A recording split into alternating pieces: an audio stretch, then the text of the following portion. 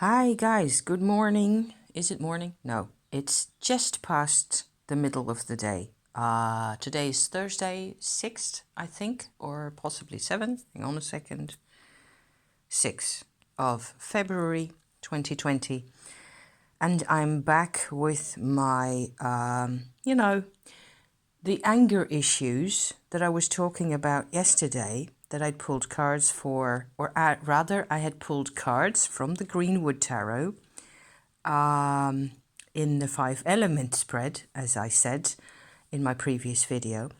And then because I'm deeply involved in all my, in the Tummo energy work still, I had encountered these anger issues, and it's just basically shaped my whole day yesterday. And I really needed to do a bit more deep diving with that. So I decided to do the same spread with the 5 Chinese elements. Oops, sorry for that. But this time restricted to the anger issue itself. And this is what came out for me in that position, in that spread, like so. So to my surprise, for me, the earth element is represented by the human lovers card in this deck. So let me just go through the cards here, and then I will sort of try to distill from that what it means to me, okay? The top one, the fire element, is the 7 of arrows. So that will be the 7 of swords, right? It looks a bit 9 of sword-ish to me in the way that, kind of feels. Then I get the water element is represented by the 6 of cups, actually. So that looks really good to me. Like I've got plenty of this sense of, homecoming and generosity and understanding coming into play. The next one, the Queen of Stones over here, just a very cute card also, stands for the part of me that's actually growing, so the wood element. And then I get in the sort of a crystallizing position, the last one, the metal element, is the Ace of Stones again. The card that was in the center, in the earth middle position right there, the starting position, in my first spread, if you would care to remember, okay? So in the first spread was actually more about my relationship with the Tummo energy, the energy process, the way that was working out for me.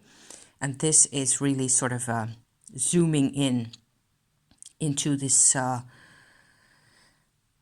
the issues I have with anger and fear and sort of deep-seated shadow stuff going on. So what I concluded from these cards basically was that, to my surprise, like I said just now, the earth element for me is the lovers. And what I'm seeing here, also in connection with this green person, I hope you can make her out, standing on the shoulders of this skeletal figure here at the bottom, is that I need to look at where I come from. So my mother and her life, the fear that I feel, the anger that I tend to feel in those particular situations that I tend to suppress, also the suppressing of the anger, which is part of the whole deal. I've been journaling quite a bit about these things, and it turns out there's all sorts of programming around this, trying to protect myself, trying to protect other people, and so on and so forth. The basis of it all is what the cards are telling me is you're the same as everybody else. You're the same as certainly your female ancestors. So your mom, grandmother, great-grandmother, neither of those two I knew personally in this life, and but there's a lot more going on there. So Okay, so I had nice cards. I was happy with my Six of Cups here, my Queen of Stones, you know, good things. So I could see that. A while later, I decided to do the same spread, this time in a different deck, as you can see in my little Marseille Grimaud cards, for my mother. So the same issue as with this spread, the same sort of middle part. And what I realized also is that these are things that my mother and I never talked about. These are things that my mother wasn't, I think, ever really aware of. She passed away a quarter of a century ago. So it would have been, she had a whole lot of problems that stemmed from her being alive in a part, in a sort of a period in time, if it makes sense, where it was sort of impossible to think about these things on the level, in the depth, and certainly to share about those things. So that was really hard for her. So I'm investigating with my cards here things that she didn't know, things that I didn't used to know. I'm really using the cards to dig below the surface all the time. So this is what I get in my Marseille setup. Same elements. Earth gives me 8 of Cups. You know, water down here. 10 of Swords. Ooh, that's a difficult one. Coming up intermittently, so potentially, you know, you can ask how relevant that position is. The fire element up here.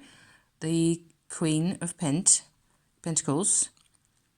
And then to the left of that, growing constantly, the Two of Swords, crystallizing the Eight of Swords.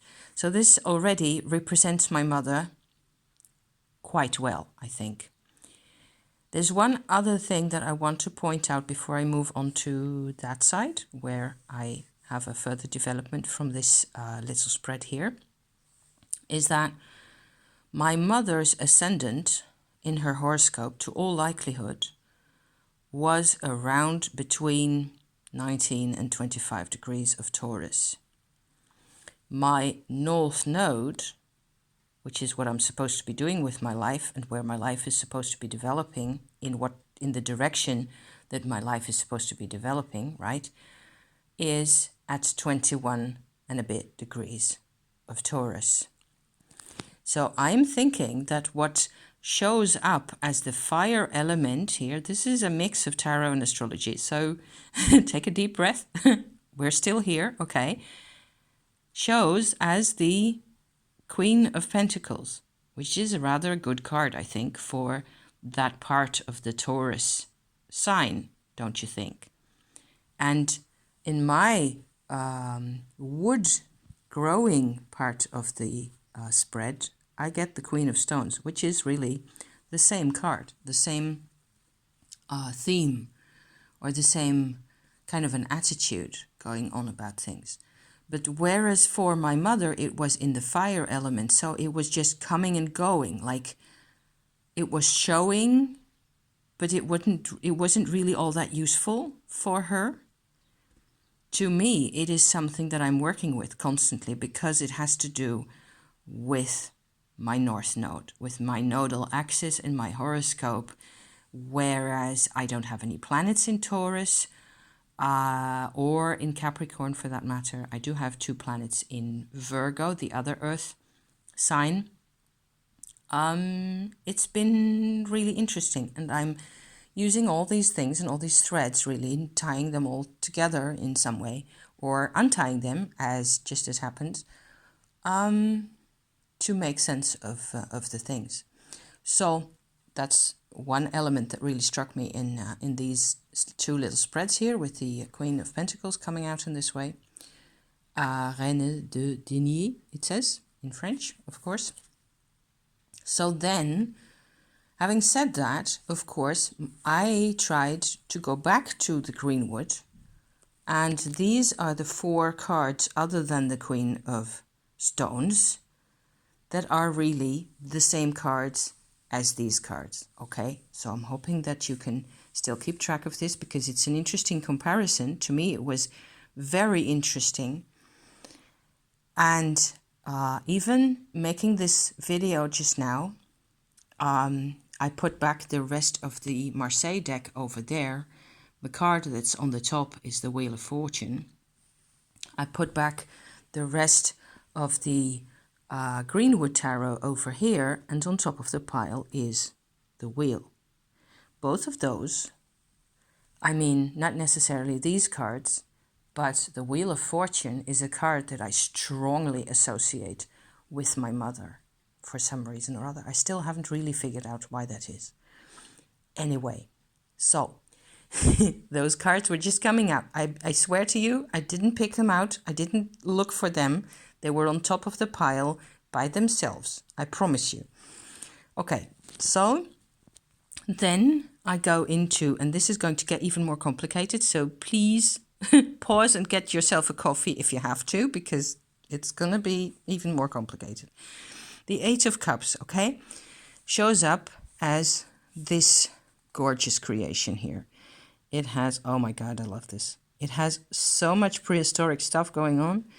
It has these big jars at the bottom that are actually historical jars of types that are found even in my country that is all paved over with parking lots and all that, you know. These are found. Large and smaller clay pots with little carvings in rows going around and around and around like that. I think the middle one, the middle cup here with the eyes, is actually not necessarily a Western European type. I would guess that's more of a Eastern European type decoration on the cup right there. And then there is a bull's head again. Wow. On this big bull, this Ceridwen's cauldron, if you like, Mother Goddess cauldron, that has quite the striking Sheila sculpture at the front here. It's probably a copy or a representation of the Sheila na Jig of Kilpeck that I haven't visited myself. We have visited, I believe, two carvings of real historical medieval Sheilas in Ireland when we were there quite a long time ago. But I will look up the Kilpeck Sheila for you and stick a link in the description so you can have a look at that if you're interested. What this card really says to me is that it is all about motherhood again, physical motherhood, physically in the body, bearing, nurturing, and then setting free. I'm quoting in a sort of an adapted version from a book that I will also put a link in the description for, that's called The White Raven.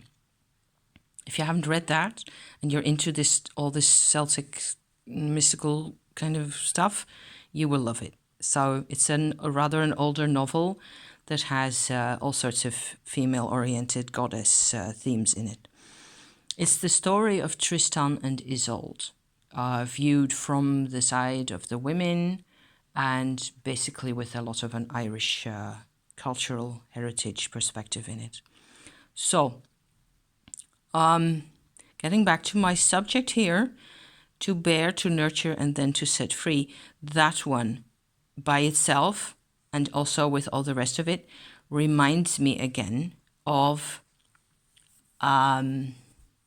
this vibration that I noticed when I was working with my husband on his vibrational issues with his past and his mother and his lost twin sibling.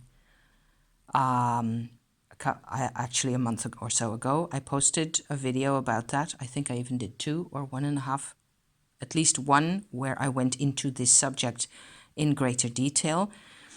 It has to do with what all this goddess stuff really means. It means that you are making a child inside you, okay, It is part of you. It has to be held onto. And then when the time is right, it has to be let go of and set on its own feet, right? My mother had huge problems with this. In part, I think for quite a large part, because she had been in a concentration camp of the Japanese back in Indonesia when she was a child. With her mother, who was a Cancer with the moon in Capricorn, a woman that I have never met, but like I said before, but she, with those characteristics, with just that sun and that moon, I think that I have learned a lot more about what it must have felt like, and that is crucial to all of us, right? Not only what story have we got, what are the facts, how things are described to us, in whatever way. No, beyond that and underneath that, how it really felt for those people. So how it felt for my mother was that she was in this situation with me, with respect. Her whole life was a mess, right? And giving birth to me was the hardest thing ever. And there were other elements going on. It wasn't only about me. It was that the part where I came in was like a physical manifestation of all the rest of it. And it was mainly, this is what it looked like. Her battling her way onwards through the snow and the sleet in the dark, all alone. And underneath that, there is this two of arrows again. Yes, Jennifer, there it is. The broken bow. So this led me, knowing my mother and knowing myself and knowing how this whole anger drama feels to me, I'm looking at this card now from the perspective of, okay, so you cannot make any more decisions. So because of all this having happened, and because those people were in an impossible position. They were women, right? In a time before, during, and after the Second World War, where there was no such thing as a woman's perspective, really. And boy, you could feel it. So I tend to forget about those things because it's 2020 now, and I've done my own thing and got my own path. But I'm so much freer than those people used to be. And this is what it was like. And of course, this card can represent a number of other things in another spread, depending on who you are, what you're doing it for, right? In this particular case, I can see how there is no more balance. There's only like a status quo type of a situation going on. There's no stability. Things are completely out of whack because the bow is broken. They were incapacitated, basically. All those women, really. And maybe my great-grandmother least of all, but she wasn't there in the camps with them. She was back in the Netherlands, and she will have had her own struggles that nobody talked about either. So you see how it all ties in with each other? It's really crazy. And the most striking of all, to me, really, is that this is really what it felt like to live with my mother. She was trying to teach me. She was trying to basically teach me to shoot with the bow that was really broken. So, whereas normally a Ten of Swords is more or less, this is the absolute opposite of what we are familiar with in the Ten of Swords type of a story, right? Where there's the basic interesting question is always whether is there a lot of blood or not. In this case, it looks just great. And she was trying to teach me. She was trying to give me whatever she had. And I have absorbed it all. So if I have looked at all these cards and I come back to my own spread, I am seeing again the Lover's card as yes. I can say yes now. I can say yes to the fact that I am much more like her than I knew before.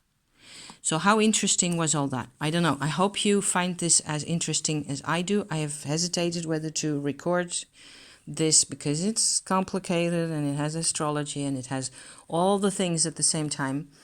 Still, it's what I'm here for, I guess. And what with the two Wheels of Fortune coming out at the same time, I thought that was really cool.